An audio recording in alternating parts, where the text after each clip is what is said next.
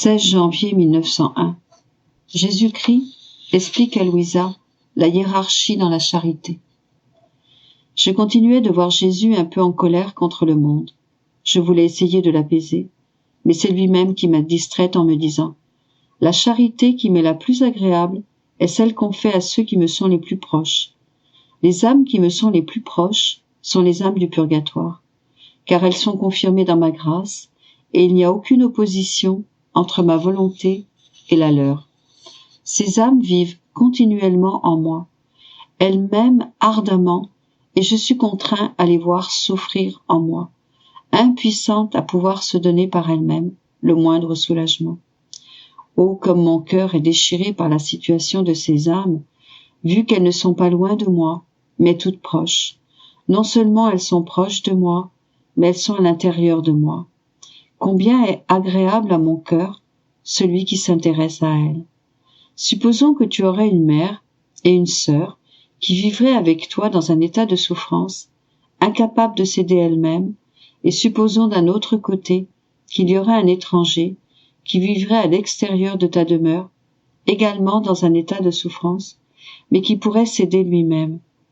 Ne trouverais-tu pas plus agréable qu'on se préoccupe davantage de soulager ta mère ou ta sœur plutôt que l'étranger qui peut s'aider lui-même? Je répondis « Oh, certainement, Seigneur ». Il ajouta « En second lieu, la charité qui est la plus agréable à mon cœur est celle qu'on fait aux âmes qui, bien qu'elles vivent encore sur cette terre, ressemblent presque aux âmes du purgatoire, c'est-à-dire qu'elles m'aiment, font toujours ma volonté et s'intéressent à mes affaires comme si mes affaires étaient les leurs. Si de telles âmes se trouvaient opprimées, dans le besoin ou dans un état de souffrance, et qu'on s'occupait de les aider, cette charité me serait plus agréable que si on faisait cela aux autres. » Ensuite Jésus se retira.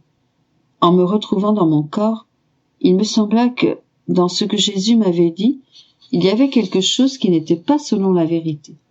Alors, revenant, mon adorable Jésus me fit comprendre que ce qu'il m'avait dit était bien conforme à la vérité. Il lui restait seulement à me parler des membres de son corps qui sont séparés de lui, c'est-à-dire les pécheurs. Il me dit que ceux qui s'occupent de lui ramener ses membres sont très agréables à son cœur. La différence est celle-ci. Supposons un pécheur qui se trouve dans une mésaventure.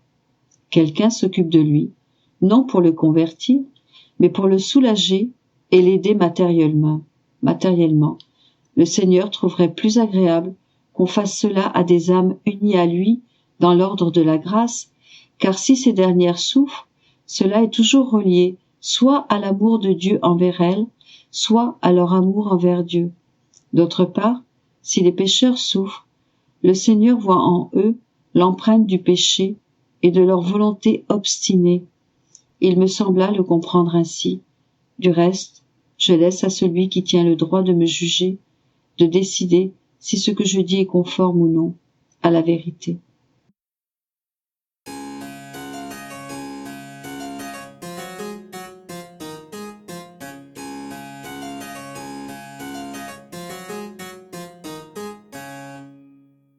« 16 janvier 1906. Seulement celui qui aime la vérité l'embrasse et la met en pratique. Celui qui n'aime pas la vérité est troublé et tourmenté par elle. Me trouvant dans mon état habituel, Jésus béni vint brièvement et me dit « Personne ne peut résister à la vérité ou dire que la vérité n'est pas la vérité. Aussi mauvaise ou stupide qu'une personne puisse être, elle ne peut dire que le blanc est noir et que le noir est blanc, que la lumière est obscurité et que l'obscurité est lumière. Seulement celui qui aime la vérité l'embrasse et la met en pratique. Celui qui n'aime pas la vérité est troublé et tourmenté par elle, puis il disparut, comme un éclair. Peu après il revint et ajouta « Ma fille, celui qui vit dans la sphère de ma volonté se trouve dans la demeure de toutes les richesses, et celui qui vit en dehors de cette sphère se trouve dans la demeure de toutes les misères. Voilà pourquoi il est dit dans l'Évangile qu'on donnera à celui qui a, et qu'on enlèvera le peu à celui qui n'a pas. En fait, celui qui vit dans la sphère de ma volonté se trouve dans la demeure de toutes les richesses. Il n'y a pas à s'étonner qu'il soit de plus en plus riche de tous les biens. pour celui qui vit en moi, comme dans sa propre maison? Est-ce que je pourrais me montrer avare? Au contraire, ne lui donnerais-je pas tantôt une faveur, tantôt une autre, jusqu'à ce que j'aie partagé avec lui tous mes biens? Bien sûr que oui. Par contre, pour celui qui se trouve dans la demeure de toutes les misères, en dehors de ma volonté, sa propre volonté est par elle-même la plus grande des misères, et la destructrice de tous les biens. Il n'y a donc pas à s'étonner que si cette âme a quelques biens, des biens sans contact avec ma volonté, ces biens lui soient enlevés, puisqu'ils lui sont inutiles.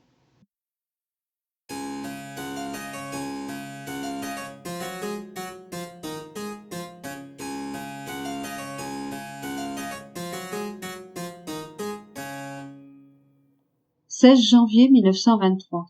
Annonce d'une seconde guerre mondiale. C'est raison. Je me sentais tourmentée par l'absence de Jésus et pensais en moi-même, pourquoi ne vient-il pas? Qui sait quelle offense j'ai pu lui faire pour qu'il se cache ainsi de moi? Je pensais à bien d'autres choses de ce genre qu'il serait inutile de mentionner ici. Mon adorable Jésus bougea en moi. Me tenant fermement contre son cœur, il me dit d'une voix tendre et pleine de compassion, « Ma fille, après ce si long délai que j'ai mis pour venir vers toi, tu devrais être en mesure de comprendre la raison pour laquelle je me cache de toi. Je me cache à l'intérieur de toi et non pas à l'extérieur. » Puis soupirant, il ajouta, « Hélas, les nations préparent la seconde tribulation générale. Je resterai caché en toi, afin de surveiller ce qu'elles feront. J'ai tout fait pour les dissuader. Je leur ai donné lumière et grâce. Au cours des derniers mois, je t'ai fait souffrir plus que d'habitude, afin que, te rencontrant comme barrière, ma justice puisse laisser la lumière et la grâce descendre plus librement dans leur esprit pour les dissuader d'entreprendre cette seconde tribulation. Mais tout a été vain. Plus elles forment des alliances, plus elles allument la discorde, la haine, l'injustice, et par là, forcent les opprimés à prendre les armes pour se défendre. Quand il s'agit de défendre les opprimés, et même la justice naturelle, je dois être d'accord. De plus, je dois dire que les nations conquérantes obtiennent la victoire par des tricheries d'une injustice criante. Elles devraient comprendre cela et se montrer plus conciliantes envers les opprimés. Au contraire, elles sont encore plus inexorables, cherchant non seulement l'humiliation, mais la destruction. Quelle tricherie diabolique! Et elles sont insatisfaites de tout le sang versé. Combien de pauvres gens vont périr? La terre a besoin d'être purgée. Plusieurs villes seront détruites. Même moi, je prendrai beaucoup de vie par les châtiments que j'enverrai du ciel. Quand cela surviendra, je resterai caché en toi, et j'observerai. Il me sembla qu'il se cacha ensuite davantage en moi. Ces paroles me plongèrent dans une mer d'amertume. Plus tard, je remarquai que j'étais entourée par des personnes qui priaient. Venant en moi, ma mère céleste prit Jésus par le bras et le tira vers l'extérieur de moi en disant, « Mon fils, viens parmi les gens. Ne vois-tu pas cette mer orageuse dans laquelle ils sont sur le point de se plonger, cette mer de sang ?» Mais Jésus ne voulait pas sortir. Se tournant vers moi, elle me dit, « Prie-le pour que tout se passe d'une façon plus miséricordieuse. » Alors, je commençai à le prier. Ensuite, il mit son oreille à l'intérieur de la mienne et me fit entendre les mouvements des peuples et le bruit des armes.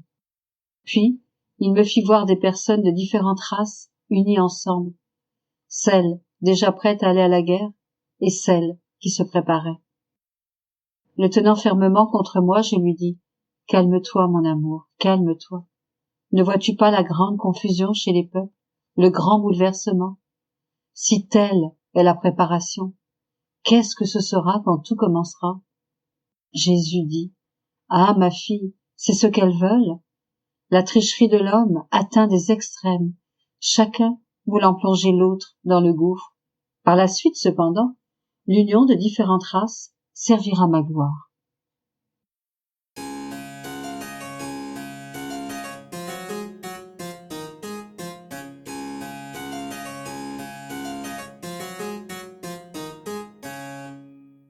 « 16 janvier 1927. comment dans le royaume du fiat, toutes choses sont complètes, jusqu'aux nuances de toutes les couleurs. Celle qui vit en lui prend tout d'un seul bloc. Je continuais à me plonger dans le suprême vouloir, et mon doux Jésus s'est fait voir en appuyant sa tête contre la mienne. Et comme je souffrais, je lui ai dit, « Mon amour, regarde, je suis dans ton aimable volonté, et comme je veux venir au ciel avec toi, c'est ta volonté même, et non la mienne, qui demande que tu me prennes avec toi. Par conséquent, contente ta volonté, qui étant partout, te prie partout, dans les cieux, dans le soleil, dans la mer, de ne pas garder plus longtemps ta petite fille en exil, loin de toi, mais qu'après tant de difficultés et de privations de toi, tu la laisses atterrir dans ta céleste patrie. Oh, je t'en prie, aie pitié de moi, et de ta volonté qui te prie. » Et Jésus, toute compassion, me dit, « Pauvre fille, tu as raison. Je sais combien te coûte ton exil. Et pour me persuader, tu me fais prier par ma propre volonté. Il ne pourrait pas y avoir de moyen plus puissant. Mais sache, ma fille, que le fiat suprême veut quelque chose d'autre de toi. Il veut, de ta part, que toutes les beautés, toutes les variétés des teintes multicolores, toutes leurs nuances, soient formées dans son royaume. Les beautés sont là, les couleurs, dans toutes leurs variétés, sont toutes en ordre, mais il y manque les nuances, et je veux que de ton côté rien ne manque pour le décorum et la beauté de mon royaume. Si tu savais combien une nuance se détache, combien elle embellit, et sais-tu comment ces nuances peuvent être formées? Une parole de plus de ma part peut être une nuance supplémentaire dans les variétés de couleurs. Une petite ronde de ta part dans ma volonté, une petite souffrance, une offrande, une prière dans le fiat sont autant de nuances que tu ajouteras et que mon vouloir se fera une joie de t'administrer. Dans ma volonté, toutes les choses sont complètes et elle ne tolérerait pas que sa première fille ne prenne pas tous ses actes complets, autant que cela est possible pour une créature, pour former son divin royaume. Après quoi, j'ai poursuivi mon envol dans le suprême vouloir, et mon doux Jésus se manifesta en moi et me dit, « Ma fille, celle qui vit dans la divine volonté, prend tout ensemble, comme d'un seul bloc. En fait, étant donné que ma volonté est partout, rien ne peut lui échapper. Sa vie est éternelle. Son immensité ne connaît pas de limite, ni de circonférence, et par conséquent, l'âme qui vit en elle prend le Dieu éternel, tous les cieux, le soleil, tout ce qui existe, la Vierge, les anges, les saints, en somme, tout. Et lorsqu'elle prie, palpite, respire ou aime, son acte devient commun à tous. Ainsi, tous palpitent de sa palpitation, tous respirent avec son souffle, tous aiment avec son amour, parce que partout où s'étend ma volonté, elle amène chaque chose à accomplir l'acte de celle qui vit en elle. Il s'ensuit que puisque la reine souveraine occupe la première place dans le divin fiat, elle sent tout près d'elle la petite fille qui vit en lui. Et s'associant à elle, la reine répète ce qu'elle fait avec elle et met en commun ses mères de grâce, de lumière et d'amour, car une est la volonté de la mère et de la petite fille. Plus encore, la hauteur de la souveraine du ciel se sent honorée en elle, par des actes d'une divine volonté. Elle sent que cette petite fille entre dans ses mères et en les agitant par ses actes, les fait grossir, les redouble et les étend. Mais pour faire quoi? Pour que le Créateur reçoive une gloire et un amour divin redoublés de ses mères d'amour. et pour placer, comme en banque, les mères de sa céleste maman, afin qu'elles puissent en recevoir une gloire redoublée. Par conséquent, bien que petite, cette créature touche toutes choses et s'impose sur tout. Tous la laissent faire. Tous ressentent la puissance du bien qu'elle veut donner à tous. Ainsi, elle est petite et forte. Elle est petite et présente partout. Elle est petite et sa prérogative est petite. Par conséquent, elle ne possède rien, pas même sa volonté, parce que volontairement, elle l'a donnée à celui qui avait un droit sur elle. Et la divine volonté lui donne tout. Il n'est rien qu'elle ne lui confie.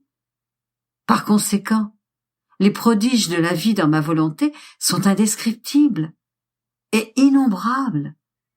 Aussi tous savaient ce que signifie vivre dans ma volonté, le bien qu'elles en reçoivent, qu'il n'y a pas de bien qu'elles ne puissent prendre, ni de bien qu'elles ne puissent faire. Ils rivaliseraient entre eux et languiraient de vivre dans mon adorable vouloir.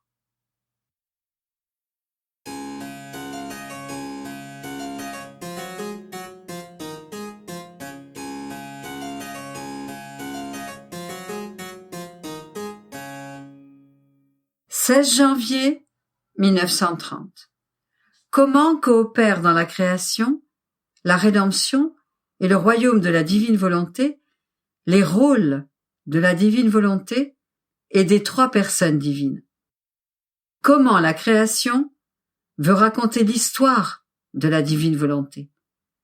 Comment celle qui vit dans la divine volonté reçoit tout, peut tout donner et participe à toutes les qualités divines? Je suivais le divin fiat dans l'œuvre de la création et, oh, comme elle me semblait belle, pure, majestueuse, ordonnée et digne de celui qui l'avait créée. Il me semblait que chaque petite chose créée avait en elle sa petite histoire à me raconter sur ce fiat qui lui avait donné la vie. Et lorsque le fiat leur avait donné le jour, elle devait faire connaître ce qu'elle savait de la divine volonté. Et toutes ensemble, elles devaient raconter la longue histoire de ce fiat, qui non seulement les avait créés, mais en les préservant, leur donnait pour tâche de dire sa longue histoire, confiant à chaque chose créée une leçon à raconter aux créatures, pour leur faire connaître cette divine volonté qui les avait créées. Mais, alors que mon pauvre esprit errait en contemplant la création et voulait écouter toutes les belles histoires que chaque chose créée voulait me dire sur le divin fiat, mon doux Jésus, se manifestant hors de moi, me dit: « Petite fille de mon éternelle volonté, je veux que tu saches que l'œuvre de la création, de la rédemption et celle du royaume de notre volonté sont toutes celles de notre fiat suprême. C'est le fiat qui a pris le rôle d'agent d'opération et les trois personnes divines, celui de participation. Mais c'est à notre divin fiat que nous avons donné la tâche de créer la création, de former la rédemption et de rétablir le royaume de notre divine volonté. En fait, dans les œuvres qui sortent de l'intérieur de la divinité, c'est toujours notre divin vouloir qui joue le rôle actif, même si notre être divin y participe toujours, parce que notre volonté possède la vertu directrice et opérante, et la charge de toutes nos œuvres. Tout comme tu as des mains pour agir et des pieds pour marcher, et que si tu veux agir, tu ne te sers pas de tes pieds, mais de tes mains, même si tout ton être participe à l'œuvre que tu veux accomplir, il en va de même pour notre être divin. Il n'est pas une partie de nous qui ne participe pas, mais notre divine volonté joue le rôle de direction et d'opération. De plus, comme elle a sa demeure dans notre divinité, sa vie s'écoule dans notre sein divin. Elle est notre vie. Et si elle sort de notre sein divin, c'est-à-dire si elle sort et demeure, elle porte à l'extérieur de nous la vertu créatrice de ce qu'elle veut faire, diriger et préserver. Ainsi, comme tu le vois, tout est l'œuvre de notre divin fiat. Et par conséquent, toutes les choses créées sont comme autant de ces enfants qui veulent raconter l'histoire de leur maman, parce que, sentant sa vie en elles et sachant d'où elles viennent, elles ressentent chacune le besoin de raconter qui est leur maman, combien elle est bonne, combien elle est belle, et combien elles sont heureuses et belles, parce qu'elles ont reçu la vie d'une telle mère. Oh, si les créatures avaient comme vie ma divine volonté, elles apprendraient sur elle bien des choses merveilleuses, et il leur serait impossible de ne pas parler d'elle. Par conséquent, elles ne feraient que parler de ma divine volonté et l'aimer, et elles donneraient leur vie pour ne pas la perdre. Puis, il ajouta, « Ma fille, notre divine volonté est tout, et comme elle est partout, l'âme qui vit immergée en elle ne fait que prendre continuellement de Dieu. Et Dieu, dans l'acte continu de se déverser en elle, si bien que, non seulement il la remplit, et comme elle est incapable de tout contenir en elle, il forme des mers autour d'elle. En fait, notre divine volonté ne serait pas satisfaite si elle ne pouvait pas laisser l'âme qui vit en elle participer à toutes les particules de nos divines qualités, autant que cela est possible pour une créature, de telle sorte que l'âme doit pouvoir dire « Vous me donnez tout, et je vous donne tout. Dans votre divine volonté, je peux tout vous donner de vous-même. » C'est pourquoi celle qui vit dans notre fiat est inséparable de nous. Nous sentons sa petitesse couler dans notre puissance. Elle s'en emplit tant qu'elle peut et l'honore parce qu'elle met notre puissance en position de se communiquer à la créature. Nous sentons cette âme couler dans notre beauté et elle s'emplit de beauté.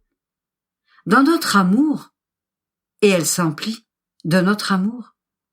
Dans notre sainteté et elle en demeure remplie.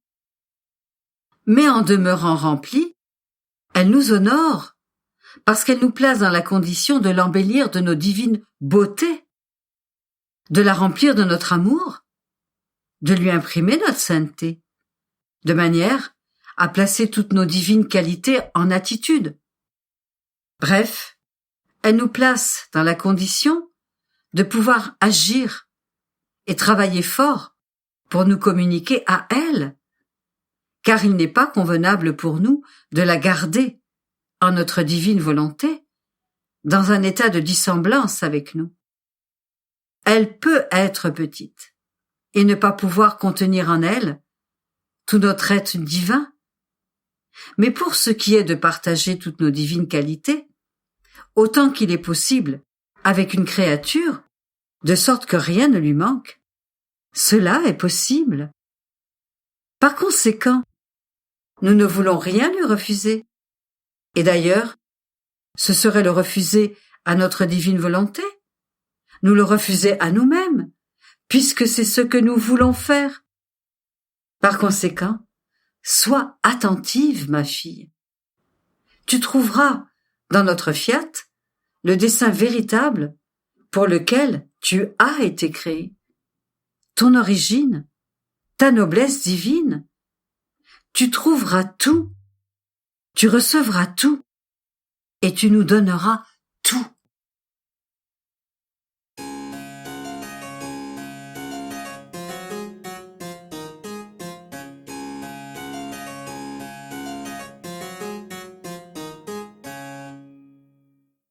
16 janvier 1938. Comment la divine volonté appelle la créature dans ses actes afin de lui donner ses œuvres. Si la créature répond, elle appelle Dieu et reçoit le don. Échange de volonté entre les créatures et Dieu. Le divin vouloir est toujours autour de moi. Tantôt il m'appelle, tantôt il me tient serré sur son giron de lumière. Et si je réponds à son appel, si je l'embrasse à mon tour, il m'aime tellement, il veut tant me donner, que je ne sais plus où le mettre. Je demeure confuse au milieu de tant d'amour et de générosité. Et j'appelle alors la sainte volonté qui m'aime tant. Et mon doux Jésus, visitant ma petite âme, me dit, avec une indicible tendresse, « Fille de ma volonté, tu dois savoir que seul ton Jésus connaît les secrets de mon fiat, parce que, comme Verbe du Père, je me glorifie en devenant le narrateur de tout ce qu'il a fait pour la créature. Son amour est exubérant. Il t'a appelé en tout ce qu'il a fait, dans les œuvres de la création, comme dans les œuvres de la rédemption. Et si tu écoutais son appel en disant « Je suis ici », dis-moi ce que tu veux. Il te ferait le don de ses œuvres. Si tu ne répondais pas, il continuerait toujours à t'appeler, jusqu'à ce que tu écoutes. Lorsqu'il créait le ciel, il t'appelait dans sa voûte azurée en disant « Ma fille, viens voir le beau ciel que j'ai créé pour toi. Je l'ai créé pour t'en faire don. Viens recevoir ce grand cadeau. Si tu ne m'écoutes pas, je ne peux pas te le donner, et tu me laisses ici, à t'appeler constamment, avec le cadeau dans mes mains. Mais je ne cesserai pas de t'appeler, jusqu'à ce que tu possèdes mon don. » Le ciel a une si grande étendue que la terre est comme un petit point en comparaison. Par conséquent, chacun y a sa place, le ciel pour chacun, et j'appelle chaque créature par son nom, pour lui faire ce don. Mais quelle n'est pas la douleur de ma volonté, en appelant sans cesse, et sans être entendue, alors qu'elle regarde le ciel, comme si ce n'était pas un cadeau pour elle. Ma volonté t'aime tellement qu'en créant le soleil, elle t'appelait avec ses voix de lumière et partait à ta recherche pour t'en faire cadeau. C'est pourquoi ton nom est écrit dans le soleil, avec des caractères de lumière. Il n'est pas possible que je l'oublie. Et lorsque sa lumière descend de sa sphère, jusqu'à toi, elle continue de t'appeler.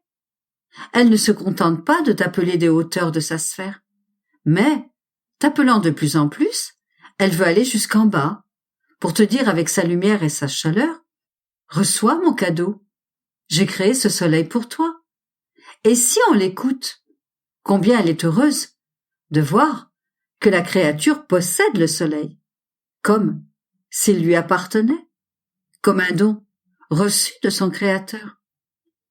Ma volonté t'appelle partout et en tout lieu. Elle t'appelle dans le vent, tantôt avec autorité, tantôt en gémissant, tantôt comme si elle voulait pleurer pour que tu écoutes, afin de pouvoir recevoir le don de cet élément.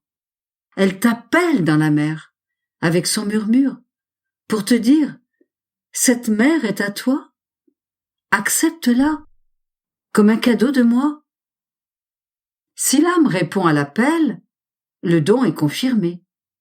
Si elle ne répond pas, les dons restent suspendus entre le ciel et la terre.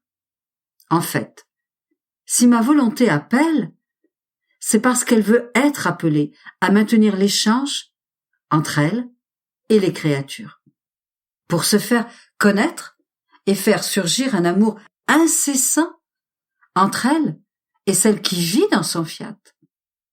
Seules les créatures qui vivent dans la divine volonté peuvent entendre ces nombreux appels, car si elle les appelle de l'intérieur de ses œuvres.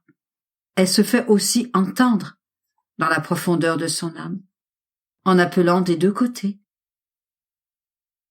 Que pourrais-je te dire, de plus, concernant les nombreuses fois où je t'ai appelé et t'appelle encore dans tous les actes de mon humanité? J'ai été conçu et je t'ai appelé pour te faire le don de ma conception. Je suis né et je t'ai appelé plus fort, au point de pleurer et de gémir, pour obtenir ta compassion et que tu puisses bientôt me répondre, pour te faire le don de ma naissance, de mes pleurs, de mes plaintes et de mes vagissements. Si ma céleste maman m'entourait de l'ange, je t'ai appelé pour être emmailloté avec moi. En somme, je t'ai appelé en chaque parole que je disais, en chaque pas que je faisais, en chaque peine que je souffrais, en chaque goutte de mon sang. Je t'ai appelé même dans mon dernier souffle sur la croix, pour te faire don de tout. Et pour te mettre en sûreté, je t'ai placé avec moi entre les mains de mon Père céleste.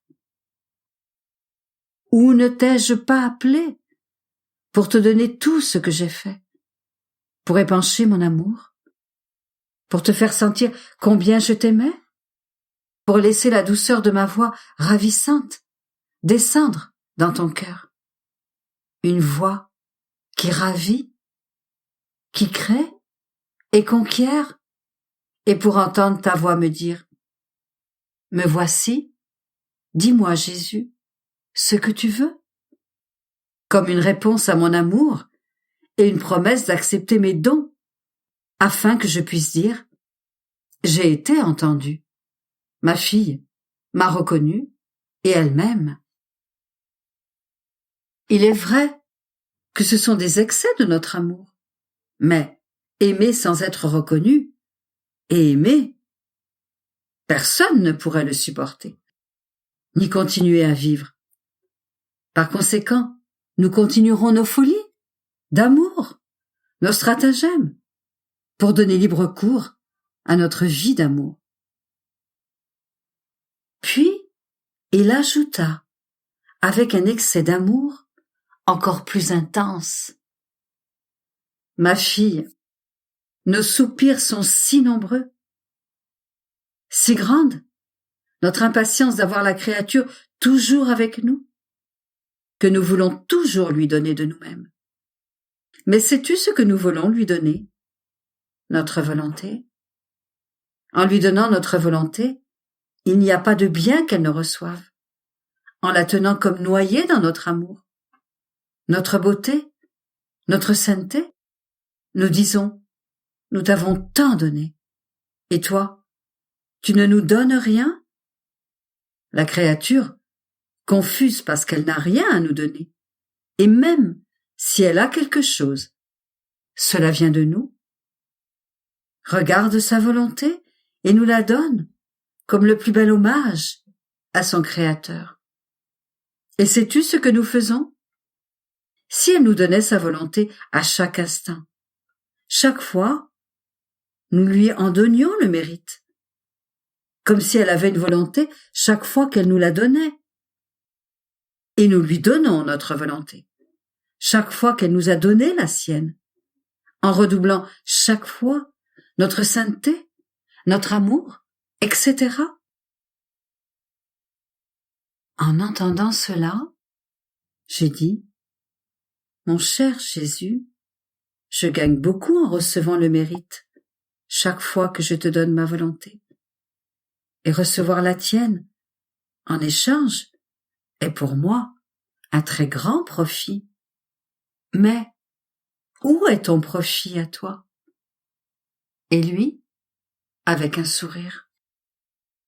À toi le mérite, et à moi le gain de recevoir toute la gloire de ma divine volonté. Et chaque fois que je te la donne, ma divine gloire, que je reçois par la créature, est doublée, multipliée, augmentée, 100 fois. C'est alors que je peux dire, elle me donne tout, et je lui donne tout.